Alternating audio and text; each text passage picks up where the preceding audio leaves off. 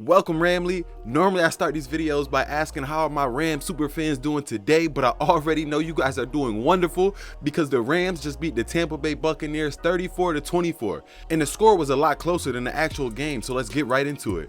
This was the start of one of the hardest 3-game stretches on our schedule this year, and what a way to start. I think we just proved to the world that we are for real. Not only are we a legit Super Bowl contender, but after this week, a lot of people are gonna call us legit Super Bowl favorites. The Rams played pretty good on both sides of the ball, and the game played out kind of how I expected. Both teams having difficulty moving the ball on the ground, and of course that would turn into a lot of air yards. Let's go ahead and take a look at our offense. Let's start out by talking about the possessions. Now the Rams had 9 offensive possessions, not including the last possession where the Rams took a knee to end the game. And the Rams ended up scoring on 6 of those 9 drives. We had 4 touchdowns, 2 field goals, and those 4 touchdowns were scored on consecutive drives. We definitely got off to a slow start, but when the Rams started, there was no slowing down whatsoever. All gas, no brakes.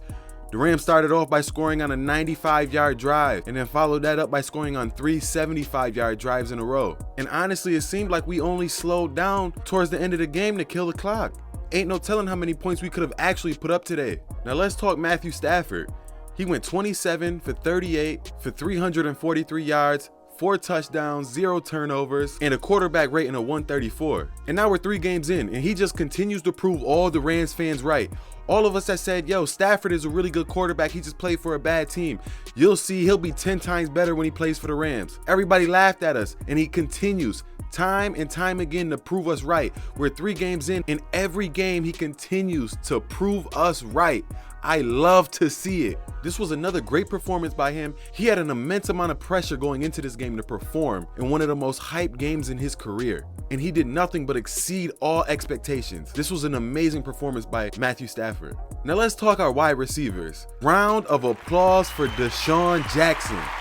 3 catches, 120 yards, and a 75-yard touchdown bomb. This is what we needed when we signed him to that contract in the offseason. Now, Stafford missed DeSean Jackson twice on deep passes earlier on in the game, and I'm just very glad that he kept looking his way. If DeSean Jackson continues to play this good, he's going to command a lot more playing time in the future. No matter his age, he can still take the top off the defense. I felt like it was 2012 out there watching him today. Great job, DeSean Jackson. Coop! Now, Cooper Kupp is making an argument for the best wide receiver in the NFL. With another great game, 9 catches for 96 yards and another 2 touchdowns. At this point, I don't see anything slowing him down. The one thing that I would like to see more of is I would love to see Robert Woods get more involved. Robert Woods is a great receiver. He should be touching the ball more than he has been. With only 6 targets today and 3 catches, I would love to see him more involved. Now let's talk running backs. I was expecting the Rams to struggle running the ball against his big front 7, so it's no surprise to me that Sony Michel's numbers aren't great. He finished the game with 67 yards on 3.4 yards per carry. I would honestly give Sony Michel a pass here and just chalk it up to Ndamukong Suh and Vita Vea clogging the lanes up. Every team in the NFL pretty much struggles against the Bucs running the ball. Now let's talk our offensive line. Another damn near perfect game from our offensive line when it came to protecting Matthew Stafford. Outside of getting sacked once, he pretty much had all the time he needed in the pocket. I'm telling you guys now, as long as our offensive line remains healthy, our offense is not gonna slow down. As long as those front 5 are healthy, this offense is gonna continue to roll. I promise you guys that. One thing I really wanted to point out this game was the penalties. The Tampa Bay Buccaneers had 7 penalties in this game for 41 yards. Now the Rams only had 1 penalty in this game for 4 yards. That really played a factor in this game. Now the Tampa Bay Buccaneers are the most penalized team in the NFL with 27 penalties through 3 games. Rams on the other hand are the least penalized team in the NFL with only 7 penalties through 3 games. The Buccaneers had 7 penalties just in today's game versus the Rams. I think it's amazing that we're the least penalized team in the NFL, and I think that's a testament to Sean McVay and the rest of the coaching staff, along with the captains on our team and that veteran leadership. This team is something special, guys. I keep saying it, I keep saying it, I keep saying it. This team is special. And really quickly, before we get into the defense, if you like what you're seeing here, please drop a like, subscribe to this channel so you never miss a video. And if you could follow us on Instagram and follow us over on Twitter, I'd really appreciate that. Now let's get right back into it and talk our defensive possessions. Now we had 10 defensive drives, giving up 3 touchdowns and 1 field goal. And one of those touchdowns came in garbage time when the game was already over, so let's just give them credit for 2 touchdowns and a field goal. When you have an offense as good as the Tampa Bay Buccaneers, to have 10 possessions on offense and for the Buccaneers to only score as much as they did, you have to be satisfied with what you did on defense. You can say what you want to say about the Rams defense in week 1 and week 2, but you cannot repeat that same sentiment here in week 3. Now let's talk the front 7. The Rams front 7 completely shut the running game down. Yes, guys, you heard that right. The Rams front 7 shut the running game down, allowing only 35 yards rushing. And funny enough, Tom Brady was the Bucs' leading rusher with 14 yards. The Buccaneers averaged 2.7 yards per carry. The Rams also got a good amount of pressure on Brady throughout the day, finishing the game with 5 quarterback hits and 3 sacks. Now let's talk the Rams secondary. The Rams did give up 432 passing yards today to Tom Brady, but only 1 touchdown through the air, and only 7.9 yards per attempt, and they never really gave up a big play. So a lot of people look at that 432 passing yards and think that the Rams secondary just got shredded all game. That really wasn't the case. When you completely abandon the run because you can't run, like the Bucs couldn't run on the Rams today, the 432 yards isn't as much as it seems. And like I said, there wasn't many big plays in the air.